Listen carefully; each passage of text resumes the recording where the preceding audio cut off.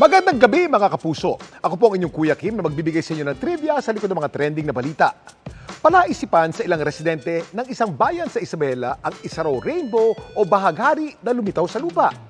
Nahanap na ba talaga nila ang end of the rainbow? Bigyan natin ito ng linaw.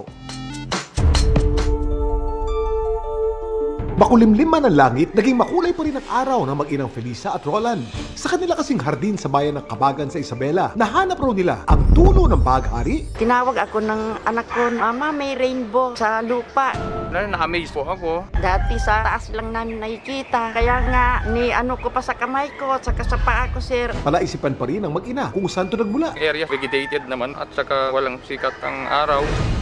Kuya Kim, bakit madalas curved o forma ang hugis ng rainbow? Kuya Kim, ano na? Ang rainbow o bahaghari ay nabubuo kapag ang liwanag ay tumatama sa mga water droplet. Kapag nakakakita naman tayo ng rainbow sa langit, madalas pakurba o arc ang hugis nito. Ito'y dahil sa anggulo kung saan ang mga raindrop ay nire-reflect ang liwanag mula sa araw. Is refracted ranging from 42 degrees. Because yung medium na ito is raindrop, parang namimik yung form. So that's why the rainbow is circular. May 7 kulay naman ng rainbow: red, orange, yellow, green, blue, indigo, at violet. This happens when white light enters into a medium and is refracted. Since light is composed of different wavelengths, magkakaiba yung speed inside the medium. Magkakaiba din yung mga direction nila. So that's why we see different colors. Para madaling maalala, tandaan lang ang acronym na Roy G. Biv. Marami naman hinahanap ang dulo ng rainbow sa paniniwalang may makikita ritong pot of gold. Irish pot of gold, walang scientific evidence for that. Besides, wala namang dulo yung rainbow.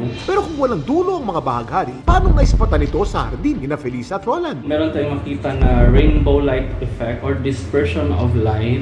At ang posibleng rason nito, ang aquarium na makikita ilang metro lamang mula kung saan naispatan ng bahaghari. Yung part ng glass ng aquarium. Yun yung nag-cause na disperse yung light into different colors. Madalas sa mga rainbow, maaari lang natin makita sa langit na mahigit kumulang 1 oras bago mawala. Pero alam niyo ba na may isang bahaghari na minsang nagbigay kulay sa kalangitan sa loob ng halos 9 na oras? Noong November 30, 2017, naobserbahan ng Chinese Culture University ang isang bahaghari sa Yangmingshan, Taipei sa Taiwan. Nagtagal ito ng 8 oras at 58 minuto. Kaya nasungkit nito ang Guinness World Record para sa longest-lasting rainbow observation.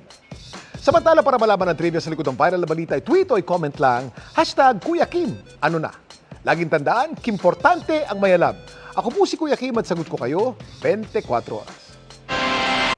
Mga kapuso, kimportante ang may alam. Mag-subscribe sa GMA Integrated News sa YouTube. Para sa mga kapuso abroad, bisitahin ang GMA Pinoy TV at www.gmanews.tv.